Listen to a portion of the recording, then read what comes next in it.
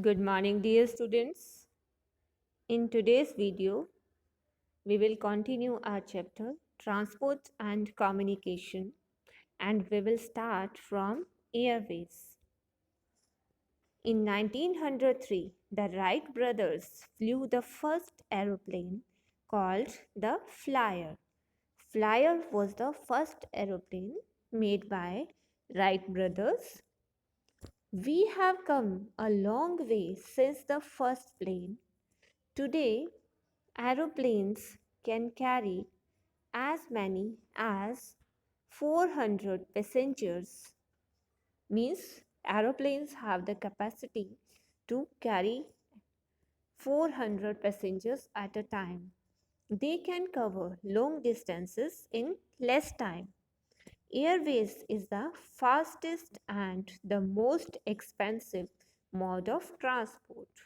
Airways is the fastest. If you want to reach somewhere very fast, we can opt for airways, but it is very expensive also.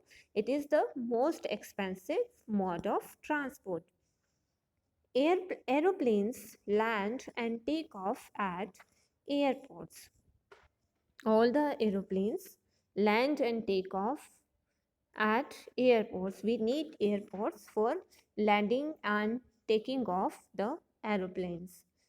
The popular airports of the world are Heathrow in London, John F. Kennedy in New York, and De Gaulle in Paris. These are the most popular airports of the world. India has both government run and private airlines. The airline Air India is run by the government. Air India belongs to Indian government.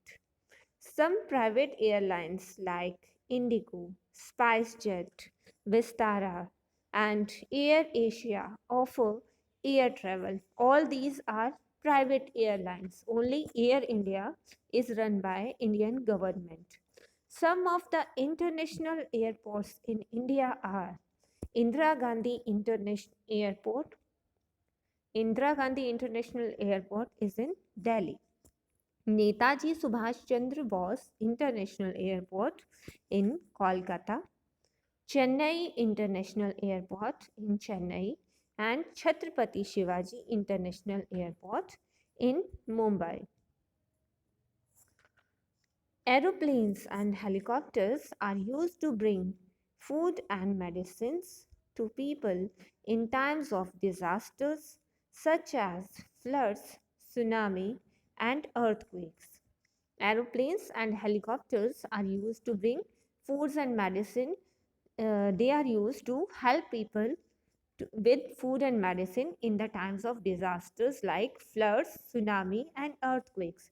Road and railway tracks are destroyed during such times. During those times, during the time of disasters, natural disasters, the roads and railways are destroyed. That's why the ways are blocked, and that's why people have to choose airways for helping the affected people. Therefore, helicopters and aeroplanes are used to rescue people who have been affected by a disaster. So, helicopters and aeroplanes are used to rescue people at the time of disaster. Next is communication.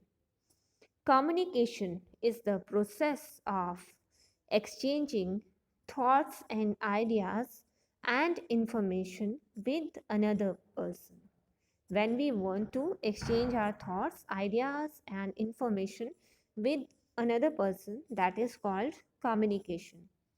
Personal communication and mass communication are the two types of communication. There are two types of communications. First is personal, second is mass communication. You have learned that in the olden times, early humans used to express themselves with the help of sounds, signs, and symbols. In old times, people used signs, sounds, and symbols to express themselves, to convey their messages. They drew symbols and pictures on the walls of caves We have already read about it. Then, with the development of scripts and the art of writing, with the development of scripts, the art of writing began. Thoughts and ideas were initially recorded on clay tablets. Later on, papyrus sheets were used for writing.